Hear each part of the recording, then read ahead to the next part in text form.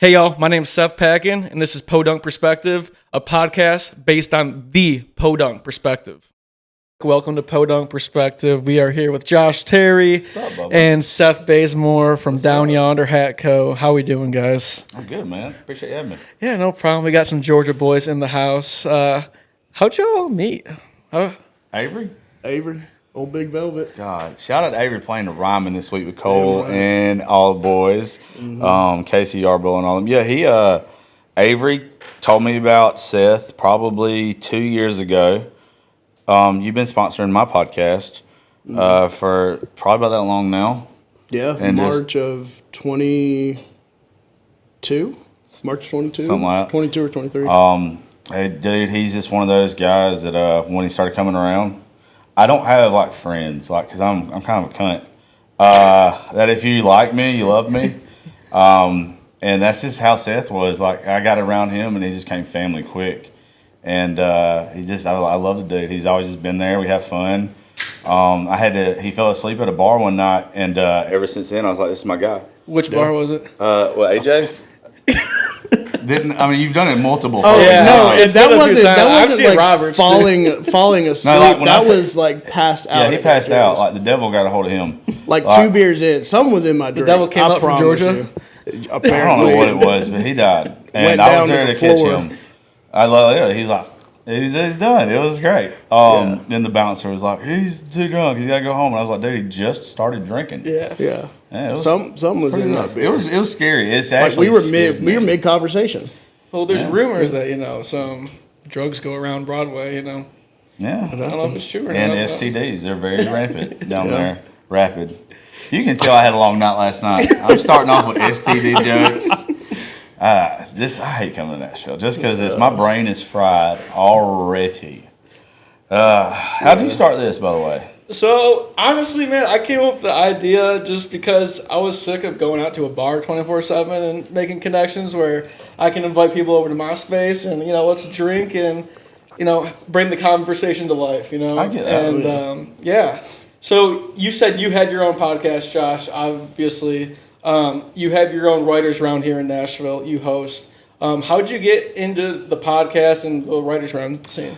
I worked in country music, radio for a while. Georgia radio station? Yeah, I had a very successful show. I had the number one morning talk show in the state of Georgia for a while. During COVID, I said some shit that got me fired. Not even the stuff you think it would be either. Yeah. It just I was one of those folks. I don't know if you know what you get in country radio or just any radio, but you get prep sheets. Mm-hmm. I refuse to use prep sheets. Yeah. Okay, that's not what Howard Stern, who's one of my heroes, would use. That's not what anybody like that use. Like, anybody can go and use prep sheets. That's unoriginal. Yeah. That's like when you see somebody on, we'll just use TikTok or whatever, that just does trends. You're not being original, right? You're just taking something that somebody else has done, repackaging it, and whatever. You can get popular off of it, but you're not being original. So I would come up with my own stuff, talk about my own topics. I would do that, whatever, and say some shit that people didn't like. The people I worked for didn't like. Yeah. And anyway, I got fired. When I got fired, it was on my birthday, of all things. Damn. And I took it very, very hard. I ended up at a poker room in Jacksonville, Florida. I was playing in a tournament to drown my sorrows, and I ended up across the table from a guy with iHeartRadio, and it's this crazy like God moment. And the dude didn't talk. He didn't tell me he was with iHeartRadio or nothing. Right? We played for several hours or whatever, and he let me just run my mouth and drown my sorrows in his ear and all this kind of shit. And he was like, "Well, what's your next move or whatever?" And I was like, "Well, I guess I'm fixing to go apply in some bigger markets and everything. Like, I already got the resume. Like, I know somebody will hire me." And he's like, "Man, you need to look into doing podcasts." He said, "Terrestrial radio is dead. There's no money in it. Plus, if you got in trouble in this market, in the way that this environment is now, with everybody so sensitive, you're going to get fired again." Yeah. He's like, "If you're good at what you do, take it somewhere else." And I took it to heart. And then I started thinking about it while I was sitting there. And by the time we got done and got up, he was like, "And by the way, here's my number.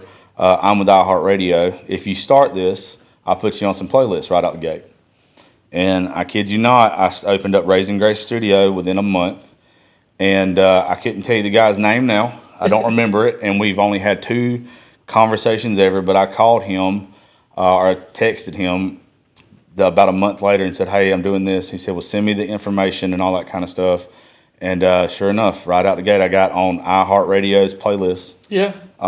So like my first show I ever put out got 10,000 listens and streams right out the gate. That's awesome. And I was like, oh shit. Well, first off, I thought 10,000 was low because I was on a 100,000 watt station in Georgia, right? So I was like, shit, 10,000 listeners? Like, this is shit. Yeah. And then, like, I looked up what percentage or whatever listeners or, like, what it was like for podcasts or whatever. And it was like, if you got 700 listens on a podcast, that's considered successful. And I was like, fuck, I got 10,000 on my first one? I was like, what the fuck did I just step in, right? And I didn't have, like, what you would call, like, a successful social media either at all. Like, I might have had 1,000 followers on Instagram. I didn't have TikTok yet. I didn't have, my Facebook was just friends. Like, might have had 1,000 followers on that or whatever. So I was like, shit, I got to do marketing and everything now. So I'm creative, so let's just do some fun shit. And I started pushing all that. Yeah. And that's really how we got here. How far were you into doing the podcast where the writers round started? Probably about 2 years. Yeah. 2 years. While I was coming up here, and I knew that I wanted country music to be part of it. Because I already had so many friends from me working in country radio that were wanting to do the show. Mm-hmm. And I didn't ask to do a writer's round. I'm probably the only person that has a writer's round that didn't want to do a writer's round. Shout out to Hasten and Dave and everybody at Live Oak, Janelle. Y'all guys have been absolutely amazing to me. Vaden Willis introduced me to Hasten over at Live Oak one day. And we got to bullshitting and talking and obviously drinking way too much. And they were like, why don't you do the podcast here? So the first show that I ever did over there was at 11 o'clock in the morning to 2 o'clock in the afternoon. And all it was us sitting on stage bullshitting for 4 hours, getting blacked out drunk. I don't know if you've ever been to a bar at 11 o'clock. Especially the old Live Oak. Yes. I mean, that place was just, it's different. Yeah, that place, I love the new one too, but the old one was it was crazy. But if you walked in that son of a bitch at 11 o'clock in the morning, crickets. Crickets, son. On a Wednesday, nothing. Oh, yeah. So every word that you heard walking on that street, it was F this, F that, whatever. But it was a good time. But what I would do is I would get my buddies to come up and play, and we would record it, because that's what we were doing at Airbnbs before that, is we would just fill a house with 15, 20 people sitting around drinking, bullshitting, just getting hammered, and just putting it out on the podcast. And they were great episodes. God, they were some of the funnest episodes I've ever done, and people loved them. So we tried to take that and put it on at Live Oak. Well, it didn't work. It wasn't bad now. Like, they were fun as hell, but business-wise, it doesn't work. You're in a public place. And by the way, Live Oak never said that we couldn't drop F-bombs or nothing like that. The content wasn't bad. There was nobody telling super dirty stories, nobody being inappropriate. It's just, this is a business. Yeah. What I'm doing is a business. And you have to run it like a business. You have to think of it like that. And that just didn't work. I wanted it to be successful. I don't want to be Whiskey Jam. Yeah. Mm-hmm. But I want to be successful like Whiskey Jam. Yeah. Ward does an amazing job what he does. Ray's Rowdy does an amazing job what they do. But I want to be different. You have a different brand, personality. But equally successful, right? Yeah. And so, like, I was like, we got to grow. We got to do something different. So we got better. We went from 11 to 2 to what, 2 to 5? That's probably when about you came on. 5 or 6. Yeah. That's when you started. And then Hasten was like, look, this is getting too big. Like, you got to, we got to change this. So it's like, look, instead of you just doing that and just doing the podcast the way you're doing it, why don't you do a writer's round, man?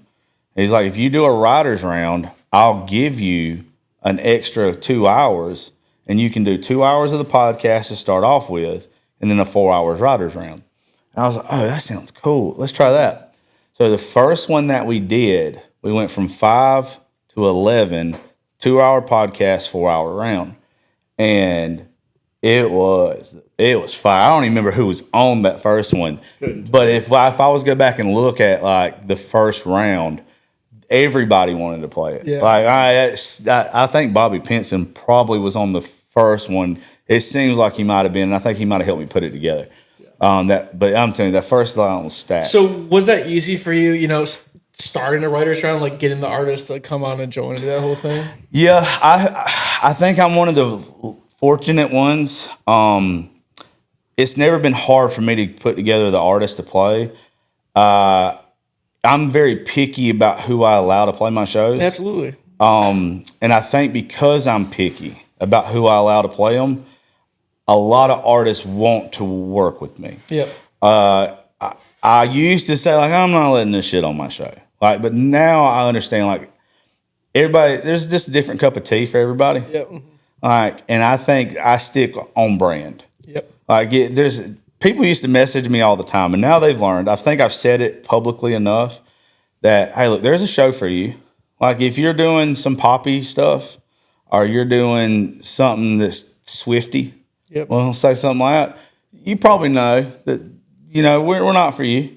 If you're doing like some deep, emotional, sad girl, real depthy shit, I got a house for you. Yeah. I got a home for you. If you want to be respected for something, like you want to tell a sad story, or you want to get up there, because like one thing that I do that you might find one or two other rounds that do it, that really will do it. Seth has seen this. You've been in my rounds. You've probably seen me do it. I've told people to shut the hell up before. Yep, absolutely. If somebody's out there telling a story, I'll give you a good example of this. Hunter Mounts was on stage one time. This is at the old Live Oak. Hunter Mounts was up there on stage. I was sitting next to him. This is back when we did the old format. But it's a song about this kid that he went to school with that passed away. And I think he was a rodeo clown or whatever, something like it's very sentimental, whatever. Absolutely. And there was these two Broadway girls, I'll call them that to be nice, that were sitting there, and they wouldn't shut up. They were laughing, they were giggling or whatever, and they would not shut up. Yeah. And I happened to have some lemons from my tequila that were right there in front of me, and I threw one at them, and they were like, what? And I think they thought I was being nice the first time, like I was trying to be flirty or some shit. And then they went back to talking, picked the second one up and threw it and hit him in the fucking forehead with it. And they were like, what? And I was like, what's your problem? And I said, and he hadn't started singing yet. And I said, excuse me, he's telling a very heartfelt story right now that could mean a lot to somebody and help them. Can you please shut the hell up? Yeah. And they were like, whatever. Play Friends in Low Places. I was like, oh, you can go to hell. Leave. And that's wild. And when you hear like me do stuff like that, and there's an artist like in the background, like I've had bigger artists that you don't know that are in there, that have came up to me, and they've been like, man, I appreciate that shit. Like, thank you. You have to, because it's off Broadway for a reason, right? It's called a writer's round for a reason, and especially, I mean, the people that you get in, they just have some crazy songs, crazy stories to tell. For a reason, you know, and it's like, get the hell out if you ain't here to listen. Yeah, well, there just needs to be like, I believe in country music. That's the thing, and it's not. There's a place and time for happy, upbeat, fun, drinking, party, and music. There is, and I enjoy that. I really do. If I want to tie one on, and I want to go two-step and have a damn good time, I'll take my happy ass down to Broadway. Absolutely. Me and Seth have been there several times and had a damn good time. Yeah, Seth loves Broadway. But I feel like he's down there. If I walk into a writer's round, I'm gonna show some respect to the person. And even like this, there's levels of it too. If you're next to the stage, you should know to shut up. Yep. If you're back by the bar, talk, have a good time. Yeah, I mean, it's not confusing. Yeah. It's just some people are oblivious and they just don't know what's going on in the world outside their own ass. Yeah. And that bothers me. Yeah. Well, and the sad part is, right, there's a song is usually around 2 to 5 minutes. And if you can't shut up for that amount of time and sip on your drink, like, come on. Yeah. I get myself in trouble. And luckily, Live Oak doesn't mind. Yeah. Like, I don't think that there's many bars that would mind. Because it's not like I go completely overboard. Now, like, there was a bar like a month or two ago that was in front of Seth's table. And I ran them off pretty much. But one of my favorite artists who has an album that's coming out, by the way, and I'm just going to plug it for him right now. Brett Cherokee has an album coming out at the end of this month. Brett Cherokee is one of my favorite artists. Yep. I think he is amazing. But he was up there fixing to sing a song about his dad who passed away. I don't remember if his dad was young when he passed away or whatever it was. But it is an amazing song. And this table of basic women would not shut up. And I was like, excuse me, please shut the fuck up. Yeah. And I had to do it 2 or 3 times to where I ended up, I do this kindergarten voice.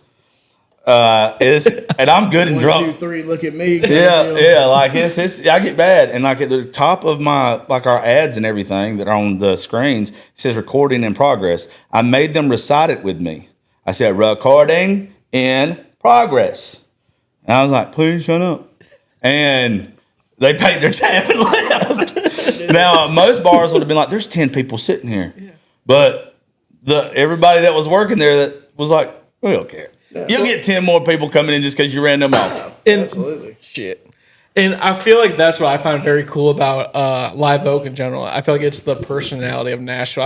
I feel like you kind of have that personality of Nashville. You know, it's like, hey, you're in Nashville. Listen to what people got to share. You know, like it's not just partying. It's not just bachelorette parties like everyone thinks. You know, there's so much more to Nashville than just that. There is, man, and I was like, it's still country music to me. Like this isn't just.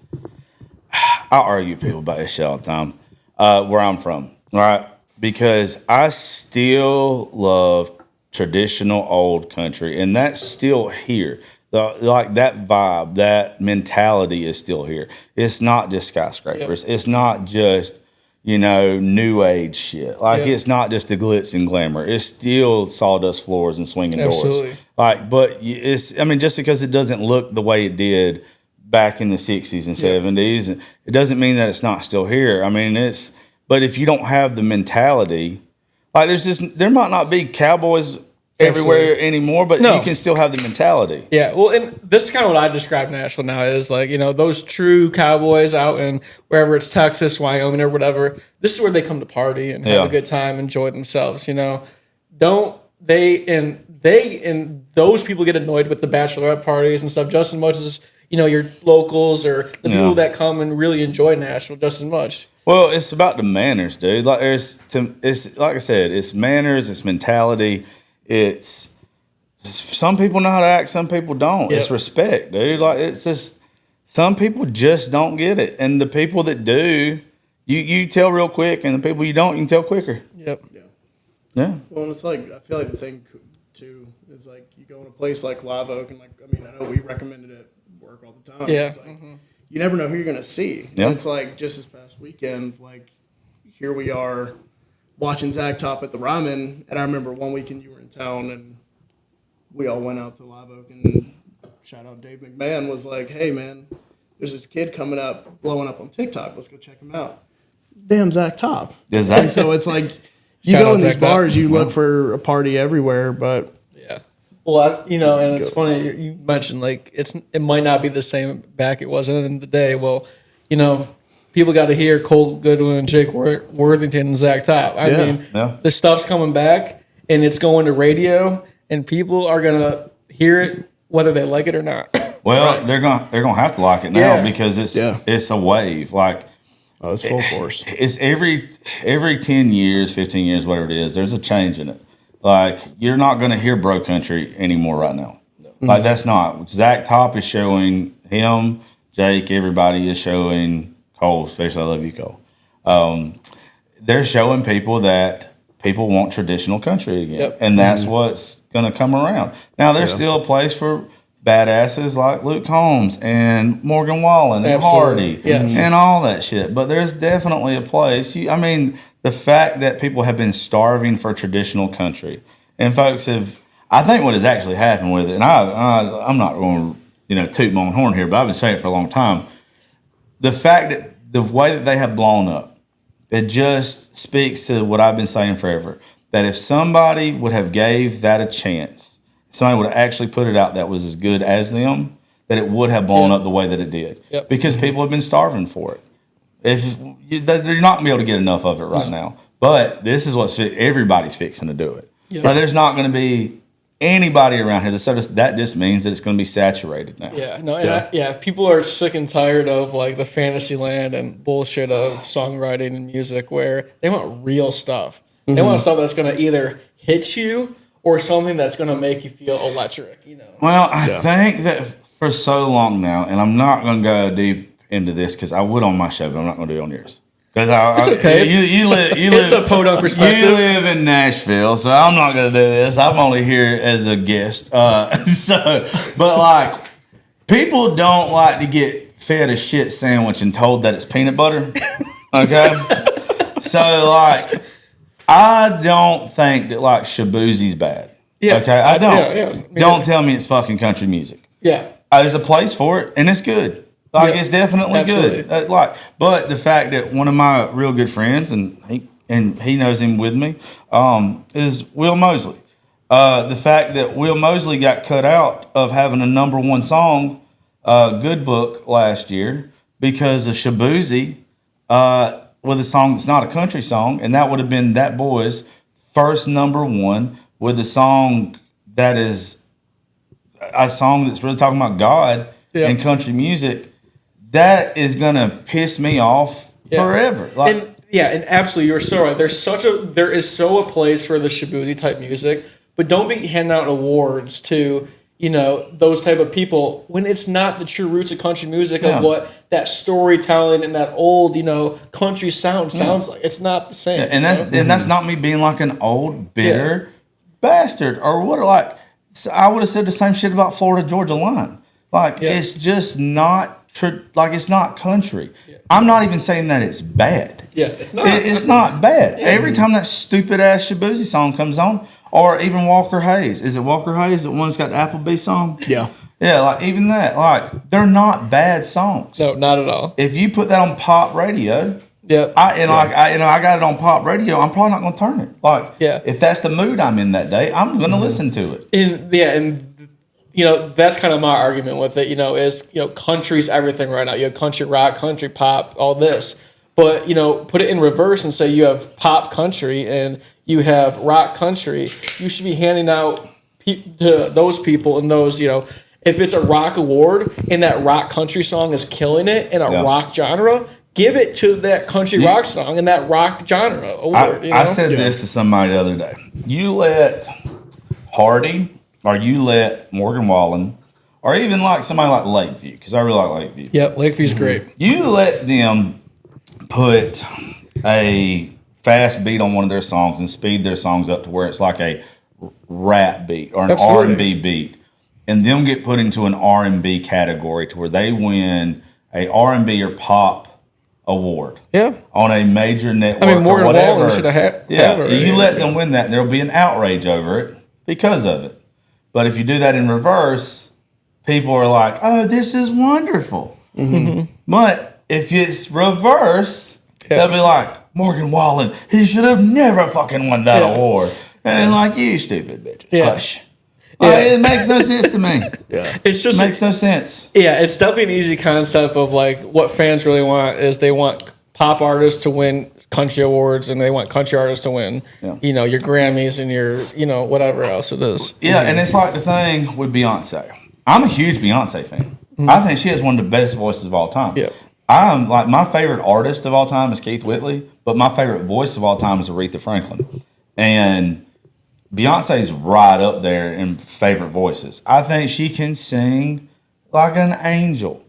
That album she put out, the country album, air quotes, It's trash. Yep. What I would have loved to hear her do was a country album. Mm-hmm. And I think if she'd have done a country album, like some Carrie Underwood ballads, I would have still been listening to that shit. Yeah. I would have rocked that shit. So like back in the day, I don't know if y'all know this, it was very popular for R&B artists to do country albums.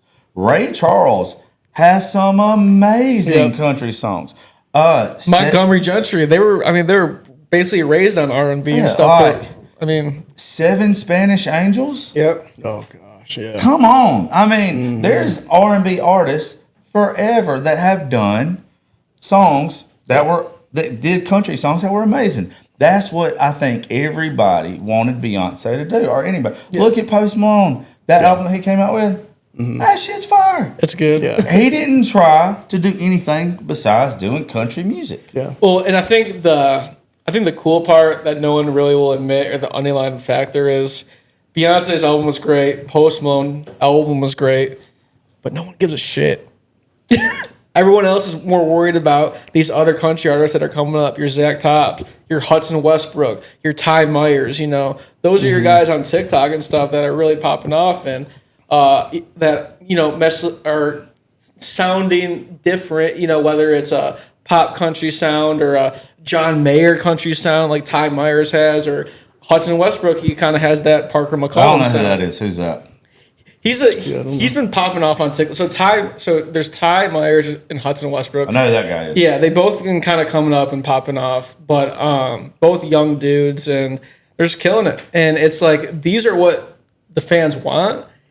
And I always find it kind of sad with country and country radio that they're always a little behind when it comes to putting songs on and putting new artists on, where in rap or R&B, it's instant, right? Drake puts out a new song, it's on radio the next day. Well, that's because country has these things in radio. I have the inside track, I know this. And I hate it, because I used to think that way. I used to didn't understand it. So you have music consultants. This is another reason why I would get in trouble in radio. Yeah. Because I wouldn't do that. If I heard something, I'd put that shit on. As it should be. That's radio. That's what the fans want. It is. But most radio show hosts don't care. Yep. They're there to do the prep sheets. They're there to hit play on the log and just let it ride. So a music consultant puts the log together. Yep. That's all it is. Somebody in Nashville or wherever, just putting the thing together, it's mostly Nashville, will put a log together for somebody. That log gets sent to those stations all over the country. So that one person who is paid by the labels to put those songs on, you can buy number one. Yeah. And it's so stupid how it works. Have you ever heard a song and you was like, how in the hell is that in the top 20, but this other one isn't? Yeah. Or just the amount of times it's played. Because somebody paid for it. Yeah. But also, too, why things are changing now, though, is because of social media. Yep. That's why you cannot deny a Zach Top anymore. To where, like, Tyler Childers. If Tyler Childers would have came along right now, and not 10 years ago, Tyler Childers with White House Road, would have blown up 10,000 times more. Yeah, you're so now. Right. It's crazy. Yeah, it almost worked against these guys. Yes, that they came along. Well, they started something that now this younger generation is lucky they get to hop on and kind of finish or add to. It's only gonna it's almost took it out. I love that it's being took away. Yeah, they're really breaking it now. It's where you don't need it no more. That's why. I love this part. The independent artist doesn't need it anymore. No. There's enough people out there that are willing to help you out that get it. Yeah. The industry sucks, or not necessarily sucks, but just there's people in the industry that will take a lot from you. It's greed. It's now people are figuring out if you put the work in yourself, what you used to have to pay somebody so much money for, you can do yourself. Like with me. You got a podcast now, but with me, I could have paid somebody to do my marketing, to do whatever, all this kind of shit for me. Now, if I'd have paid them to do it for me, I probably would have got to where I'm at now years before now. I would have sped up the process. But I don't owe nobody shit. Nope. No. Like I did it myself. Like I could have bought followers, I could have promoted videos, I could have paid for all this shit. I don't do. Like it took longer, but I worked with good people and everything now to where like today we got like some big news before I got here about guests coming up on the show. And it's like shit, it took 4 or 5 years. But here we go. Like, let's go. And it's a lot more personable that way too. Yeah. Like look at the team you've got around you, the support system. It just makes it better. Well, the way I look at it too is like this: it's anybody that you work with that had to earn where they're at, they're gonna respect you more because you had to earn where you're at. They get it. Yeah, Or somewhat, at least. Yeah, if you just sit down with somebody and they got it like that, it's also it's easy come, easy go. There's a lot of people that I've seen, and I still catch shit for this all the time. You were talking about the guys that was blowing up on TikTok and everything or whatever. I have a fear for them. I'm scared for them because some of them haven't had to grind. Yeah, absolutely. The people that haven't had to grind haven't had to fail. Yeah. There's a lot of people that have had to fail, that have had to bust their ass, and if you don't fail, you've never been hit with adversity. Yep. And if you haven't been hit with adversity, you don't know how to come back from adversity. And that will kill you the first time you get knocked down. Yep. Because you don't know how to get fucked back up. Yeah. You don't. And that will eat you alive. Some of these guys, I've seen people that have posted videos on social media and their songs blow up. Song blow up. And then they get one that doesn't. And it doesn't chart. And nobody likes it. And you don't hear nothing from them again. Yeah. Then nothing happens. And they're like, why? I suck now. And it's like, do you know how many times Luke Combs probably put out a song? And nobody liked it. Yeah. And he was like, okay, next one. Next one. Next one. Next one. It happens. How many times Beard Never Broke My Heart play on the radio where it was a good song, but it got played so many times, people are like, oh, shit, I'm tired of hearing this, you know? You have to fail. Yeah. If you didn't know how bad it sucked to lose, you don't know how good it feels to win. Absolutely. Yeah. Yeah. Yeah. You got to do that shit. So, Bazemore over here, I want to get to you for a second. You have a hat company, Down Yonder Hat Co. How'd you start that and when? Official hat of the Josh Terry podcast, by the way. Official hat. Yeah. DYH. Ball cap. Superior Hat Co. also with cowboy hats. Absolutely. Got to give Mike Rife some love. So how'd you start it? Just honestly, just started as making a hat for myself. Looking in my closet one day, I'm like, I've got, if you look in there, there's probably 50 ball caps at any given moment. And I don't get rid of any and I need to, but was just like, man, it'd be really cool to have something like I made. And just started spitballing ideas and playing around with wordage. And I think I actually was driving God knows where. Were you drinking or driving? Just driving that time. Got it. But that's a joke. I drink and drive. It's all right. Yeah, there you go. Dirt roads. That's the way to go. But yeah, I think it was actually a Morgan Wallen song happened to be on, and he mentioned like coming from Down Yonder, and I'm like, that's kind of catchy, you know. Yeah. We've got all the family in South Georgia, and like looked it up, and nothing existed. And then at the time, my roommate was photographer, graphic design. Went to him with the idea and was like, hey, can you piece something together? And probably 2 or 3 days later, came back with the logo that's on your hat. And I was like, oh, shit. It's actually pretty cool. I was like, started wearing it around town, went down to Lids, made a single hat up and was wearing it around Broadway, actually, the summer that we pieced it together. And had probably like 4 or 5 people in a night being like, yo, where's that cap from? Can I buy it off you? And I actually sold the original one for $50 off my head at Whiskey Row. Yeah. And then ordered a bunch of blank hats, went back to the Lids probably a week later when they came in. The guy was like, oh, you're back. And I'm like, yeah, we're running this. And then took off from there. Who were some of the bigger artists that you've had in your hat or seen in your hat, possibly? That I've actually seen, probably the biggest would be Cameron Marlowe. Awesome. Shout out to Avery again. he's kind of the plug. Every year he goes out on farm tour with the Peach Pickers.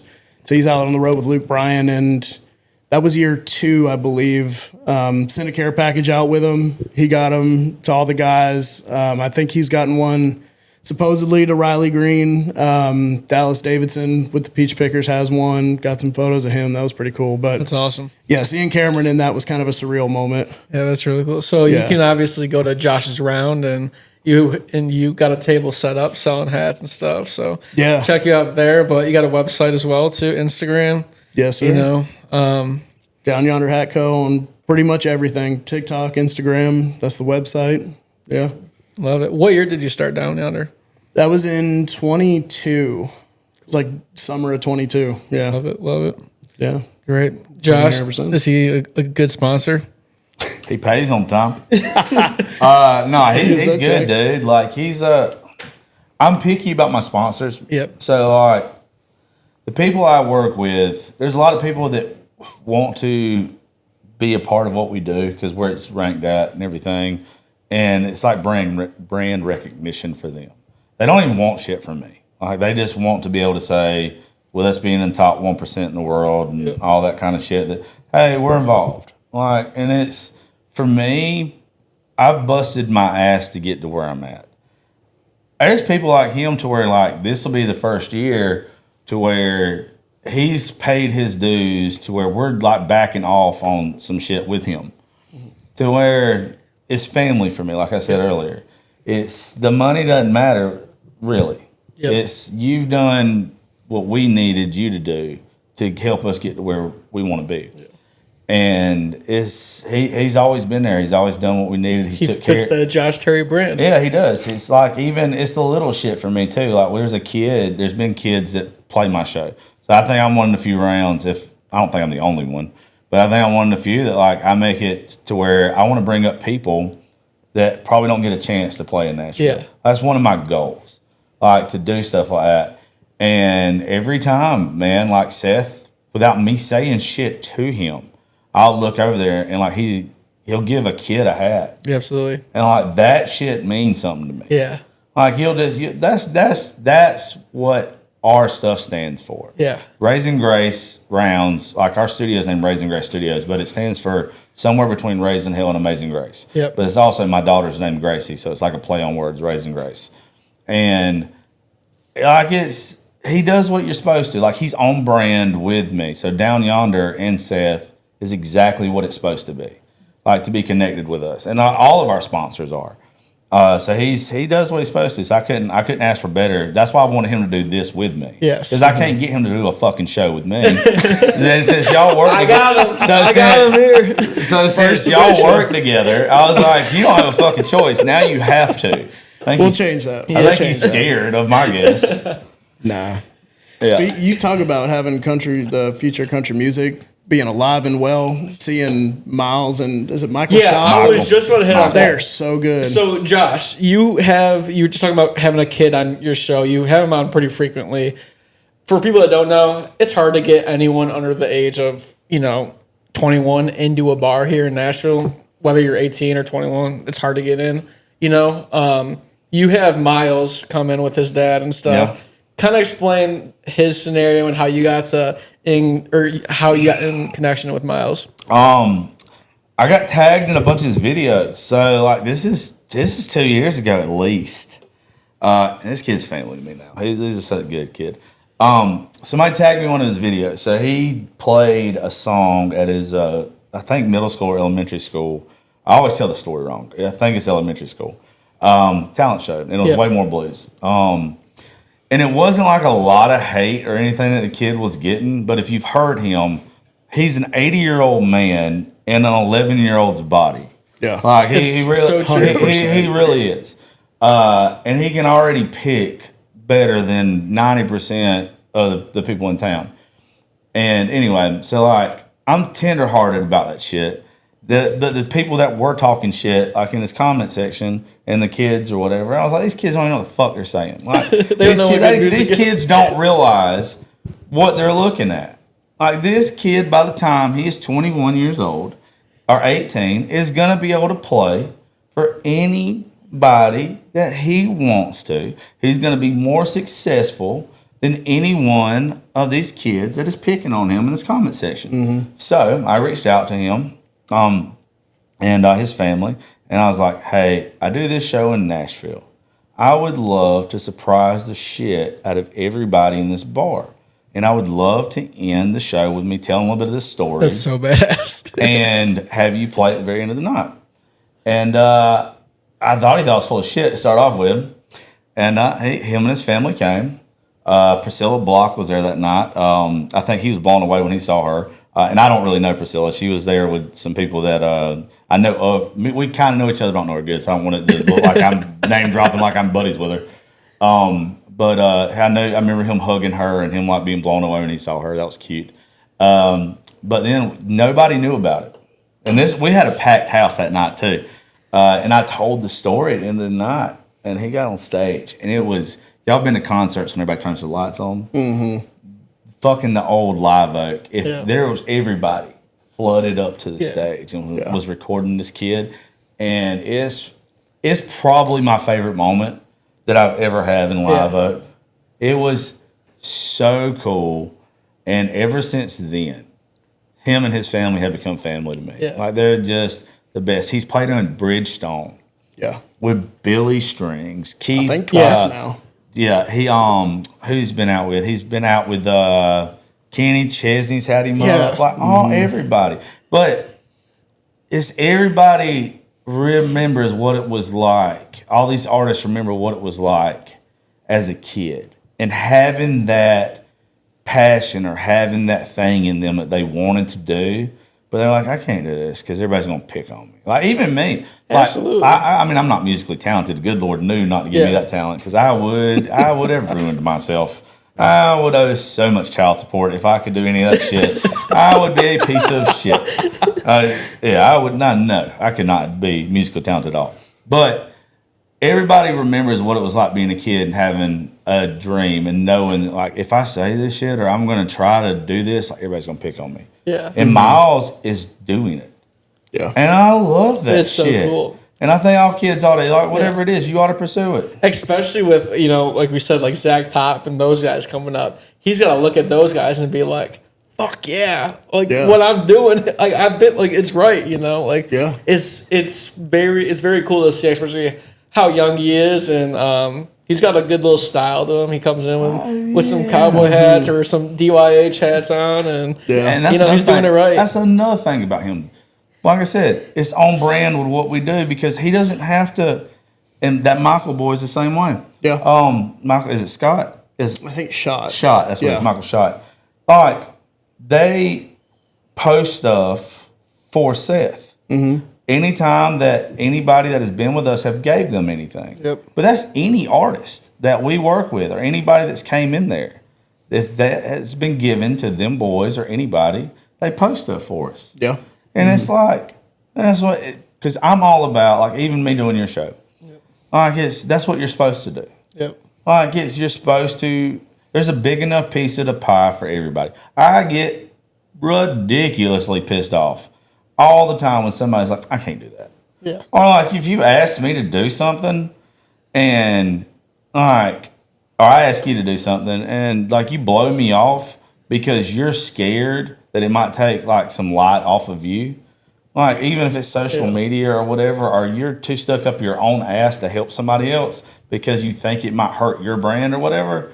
And it's like, do you not realize how big this pie is? Yeah, remember where you came from and where you started and how you were struggling, There's a lot of people. Yeah. There's a lot of people that is scared if they help you, it's going to hurt them. Yeah, and that was one of my things in asking you to be on it is, I felt like you were going to be one of those guys that wouldn't say no, obviously, but would also give me some advice on how to grow a brand that, you've already started, And I do appreciate you taking the time and coming on today. Like, seriously. I feel like you have to. People did it for me. I mean, one of the first biggest guests I had on was Ginger Billy. And he gave me some great advice and stuff. And I feel like if somebody like that took their time with me before I was as relevant as I am now. Yep. It's like, that's what you're supposed to do, man. Yeah. You're not supposed to keep that information. You're not supposed to hold that. Anybody that does that shit, you're a piece of shit. Yep. Like, it's not fair. It's like, I got free education with this. You're not. That's stupid to me. Yeah. Why would you keep it? If somebody gave it to you, you give it back. You pay it forward. It makes no sense. The people that don't do it are so scared of somebody else succeeding. Well, I talked about this yesterday with me and Cornbread when we did the show. It's success to me isn't me being at the mountaintop by myself. That seems lonely. Yep. I don't want to be at the mountaintop by myself. I want everybody that I care about to be up there with me. In order for everybody to be up there with me, that means you have to succeed too. Yep. I mean, I can't just drag y'all all up there all on my fucking coattails, or I can't go up with your coattails. Like, I can't just. It takes effort from both parties, but also aligning. So that means you have to tell me how to do better, and I got to tell you how to do better. Yeah. Like, it's people that keep that shit to themselves is stupid. And putting egos aside, right? How many people can't take criticism or can't be told, hey, maybe your thinking isn't the best, and then they just. Well, I had to do it. Like, I had Raise Rowdy. I love them boys. I watch what they do. I've watched what other people have done. I've listened to people that are way bigger than I am in music. I'm not in music, but I've seen what they've done professional-wise in the industry. And I've took their advice when I've done my shows at Live Oak. And that's why they are what they are now. Yeah. Bobby Pinson, that mean son of a bitch who I love to death. He is one of my favorite people that I've ever met in my life. He told me, he's like, when you got bigger artists on your show, you have to be on time. Or you have to tell them in advance, we're not on time. Yeah. Because he showed up to one of my shows one time, and we were not on time. And luckily, it was him. Yeah. And he knows. He got to give me shit anyway. But, like, there's little things like that. Like, it's if you don't listen and you don't take advice, and you can't get butthurt either when somebody criticizes you. Like, they're just wanting you to succeed. Yeah. When people stop giving you advice, start worrying. Right. Like, That makes a lot of sense. That means you are screwed. So obviously, Josh and you, Bazemore, you guys are around some cool people. I just had Little Skinny on the show recently, and I'm sorry. I was with him last night. No, yeah, he's a good dude, and he had some cool stories to tell and stuff. But I bet he didn't name drop nobody at all. No. Well, I was just about to ask you. So, Little Skinny had a cool story to tell about Mr. John Daly. You're friends with John Daly. Because of Skinny? Yeah. How did that come along? Skinny knows that I'm a golfer, a shitty golfer.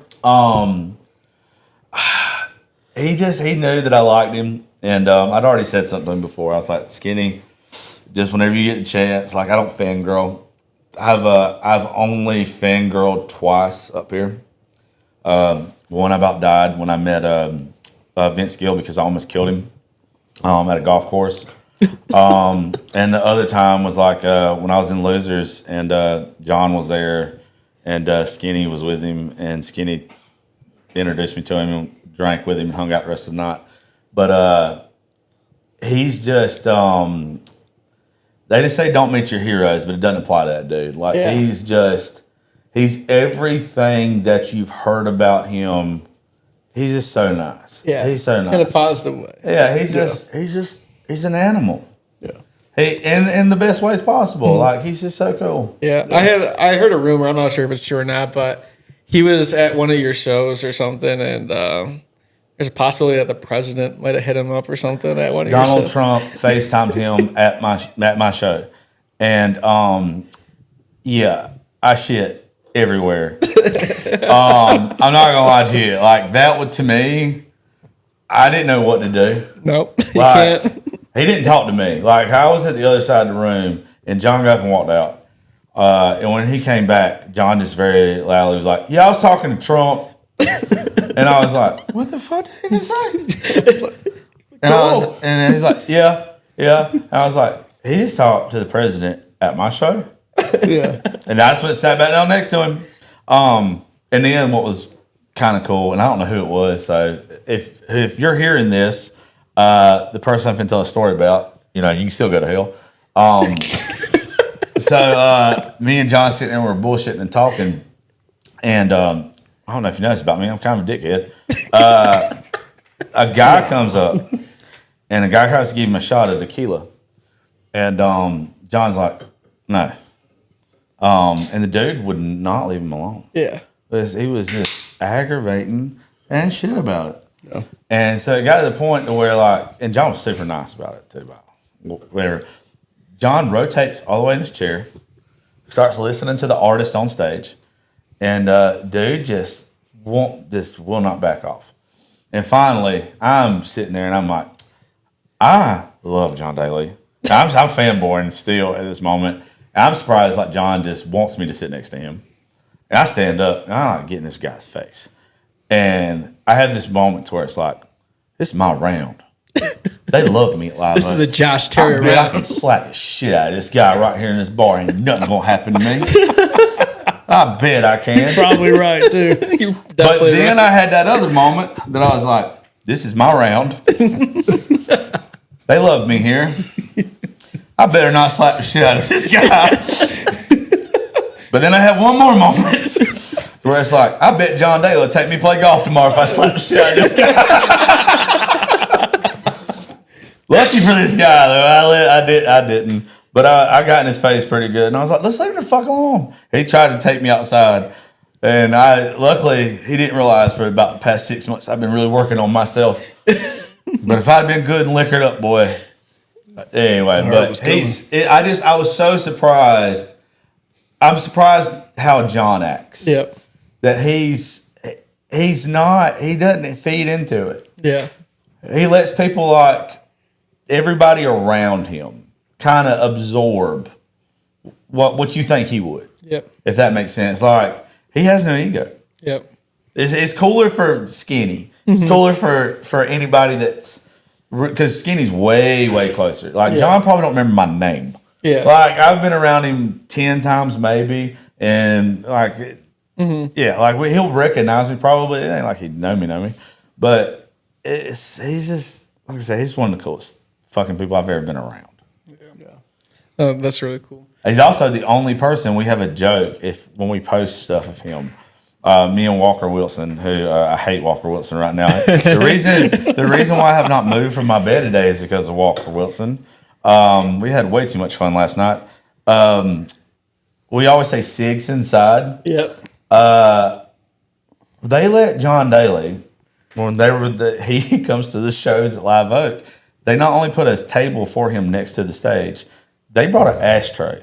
Well, I didn't know you could have ashtrays. Inside, anywhere anymore. I didn't know that they had ashtrays anymore. Yeah. But they put an ashtray next to the stage. He's up there, just blowing smoke inside. I didn't, it was like, fuck state law.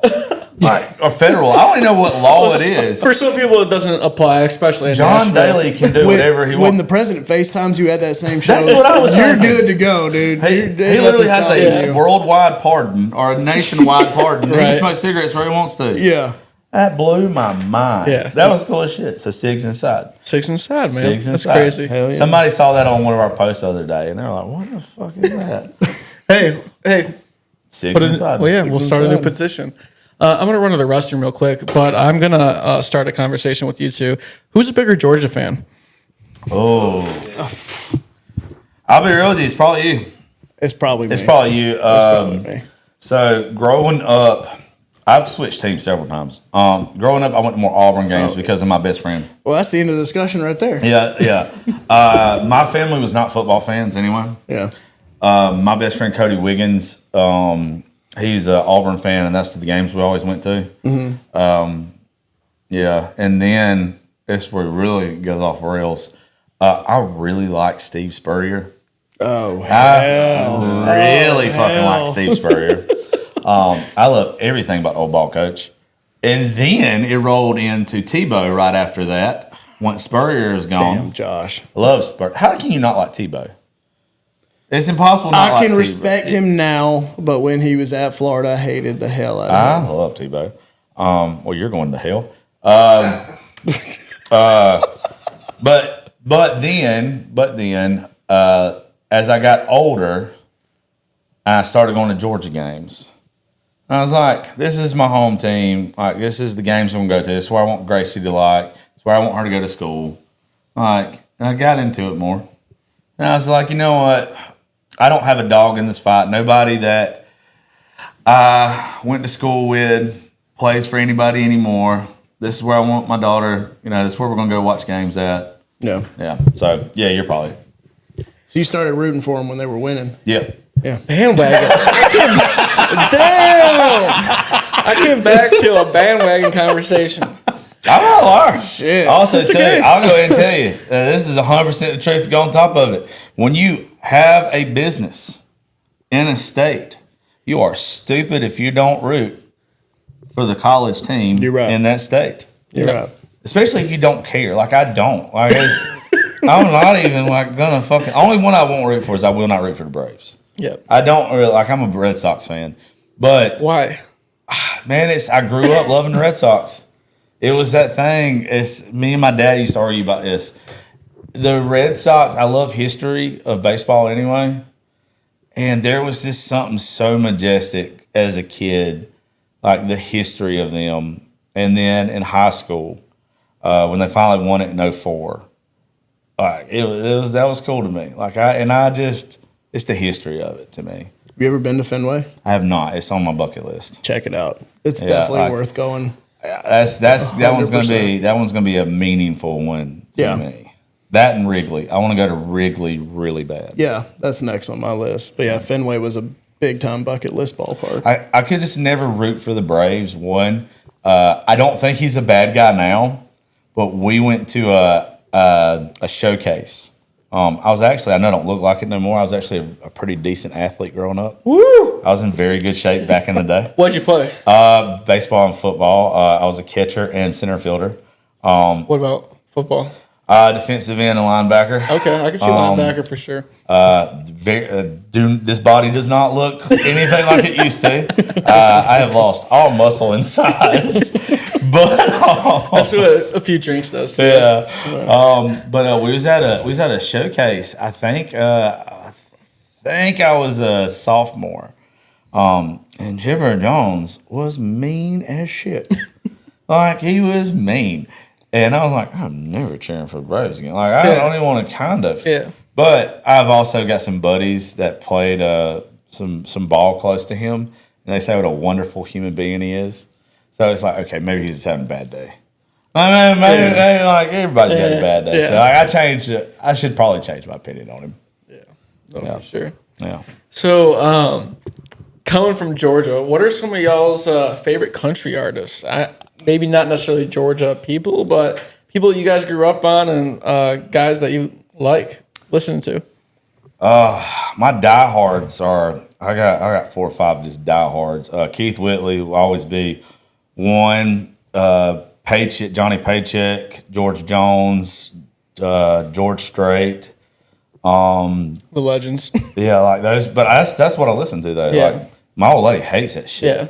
Like I don't listen to. Y'all think I'm playing? I don't know a new song. I'm playing. Who's the newest artist you listen to? Brett Cherokee. Cole Goodwin. Zach Tom. Cole Goodwin's Cole great. Goodwin. Yeah. Will Mosley. If I don't say it, he's gonna kill me. Yeah. Riley Anderson. I'm so weird about music. Just because, like, if it doesn't, it has to connect with me. It can be anything. Absolutely. It can't just be. I don't listen. So, like in radio, there's a thing called it's literally background noise. Yeah. That's why, like, you will hear the same song on radio over and over and over again throughout the day because the way they set shit up in radio, because they don't plan on you actually listening to it. Yeah. This background noise. And that's why a lot of it's just noise. It doesn't tell a story. Yeah. So, like, the stuff that I listen to usually tells a story. It's like a mini movie. And that's about all I listen to. I listen to some shit that nobody else on the planet I feel like listening to anymore. And like I have a playlist. It's called it's literally the greatest country music playlist. I know that everybody's probably got that playlist in their phone, or what titled as that playlist. But you go listen to mine, and you probably want to jump off this roof out of sadness. Yeah. And this is the happiest thing in the world to me. Yeah, we just had Jake Worthington play at our store at Lucchese, and Oh, he's so fucking good. Yeah, and one of the my things God. he said, he came in and he goes, "Man, Lucchese's always got." They got Keith Whitley and George Jones on the radio, and that's what makes me love this company. Just I walk in and I hear that music playing. Yeah. It's That it's is really cool. George Jones reincarnated. 100%. His voice. I could see how people who don't love country music would be like, "What the fuck is this?" Yeah. And then I could see how the people that actually love country music ought to be like, "Oh my God, let's go." This is like, Jesus. we've been waiting on this. Yeah. I like him and Zach. At the fact that we're getting them at the same time, Yeah, it's stupid. Oh, Yeah. it It is. is, and there's some women too. Like there's some Oh, people absolutely. that are coming up right now as far as women go, because that's really where y'all wouldn't get it with me. Sad girl country. Yeah. Hey, he's been enough. Mara, you play me some sad girl Yeah. country songs. Absolutely. Yeah. Shit. Dude, I'm a big fan of Lacey K. Booth out of Oh. Texas. So me and her dad are friends. Really? Yeah. Let's hear it. So her dad reached out to me. It's like two plus years ago on Yeah. TikTok. And I don't know how we found each other or how he found me, but he's like, "Man, I'm gonna send you some videos of my daughter." And I was like, "Okay, this is starting off weird." But he saw I did like rounds and stuff or whatever, and his daughter never reached out or whatever. I think this is right when she started blowing. She did a movie and everything. Okay. But she never got back with me. But as soon as I saw her videos, and I was like, "Oh my God, she is so good." What I think he did was he sent stuff to a lot of people, and then stayed in touch. Super nice dude. Yeah. Super nice dude. But yeah, she's an animal. What's that Hannah girl's name that Cole introduced me to? Is it Hannah McFarland? Yes. Yeah. Yeah. She's an animal. She's good. Court. Court Taylor. Oh, of course. yeah. Fuck her. I hate hearing her talk. She was with me all day yesterday too. That's one reason I feel like shit. I love her. There's a bunch of them. Aaron, what's Aaron's last name? Kirby. Kirby. Yeah. I love Aaron Kirby's Yep. voice. There's a lot of them. Allie Colleen. So, are you a bigger fan of Megan Maroney or Elle Langley? That's two different animals. It's apples and oranges. It is. It's so hard because like my daughter has made me a fan of Megan. Plus, her lead guitar player and me are really close. She's a Georgia girl too. Yeah, so Riley Lowry. Lowry. Riley Lowry and me go way back. Yeah. He's one of the guys. So he actually just gave me and my daughter tickets and like passes and everything. We're going to be with them. Him and we get to meet Megan for the first time in May. That's so cool. Yeah, me and him know each other 10 years. Like he's one of my oldest friends in music. And she's really, I didn't know that I was going to like her because from the outside looking in, you see this dolled up princess and these short dresses and big boots and all this kind of stuff. And you're like, I don't know if I want to listen to this. Yeah, it looks kind of swifty. And then you hear her music and you're like, oh, She got some bangers. this is badass. Yeah. Well, she's got a song that this is really crazy. This is full circle moment with her, and I can't wait to tell her this story. She's got a song called "Fix You Too" with Cameron Marlowe. Mm-hmm. First time that song was played was at my round. Becca Ray wrote it. Wow. I can't remember who Becca Ray wrote it with, but she played it at That's my cool. round. And she tells a story on my round that somebody is fixing to cut it. She doesn't say who Ooh, yeah. Yeah. it was, but this was at the old Live Oak. This Yeah. is like way back. This is like shit. It's one of the first shows I did. And it ends up being that it was Megan Maroney. Yeah. And I feel like kind of that's like Morgan Wall and Megan Maroney is kind of the same way where her underrated songs are some of her best in my opinion. You know, you have songs like Wonder and you know, like those TikTok songs, yes, they're good. Don't get me wrong, but she has some other stuff that's good. There's man. this depth to her stuff, and then Ella. I've hosted two. I've emceed and hosted two of her events. Maybe just one. I know one in Alabama.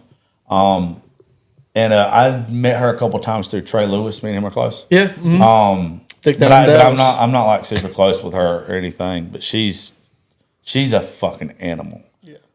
Her stage presence and her songs, like she's one of those that I can turn on in the car, and I'm like, okay, she's a badass. Her stuff, she's just a gangster. She reminds me of the actor from Smokey and the Bandit, the girl. Sally Struthers. Yeah. She's an animal. She's one of those that I love a badass woman anyway, like in music. Because I'm not, I do like the sad girl country songs, but I had Allie Colleen on my show a couple years ago. And I was telling her, like, the Ashley McBrides of this world, the outlaw women type of shit, the Morgan Wades.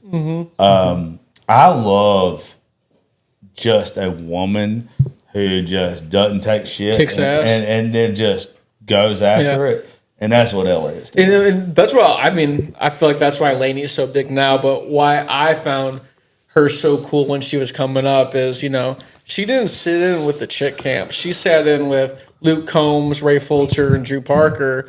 And those were the guys she was writing with. She wasn't writing with chicks and girls. Well, she's one of her friends is somebody I very much admire, Farron Rachels, and Farron's been on the show and wrote some of her songs. And like Casey is, I always say her name wrong. It's Casey Tisdale or Tyndall, Megan Patrick, and all of them, Jenna LeMaster.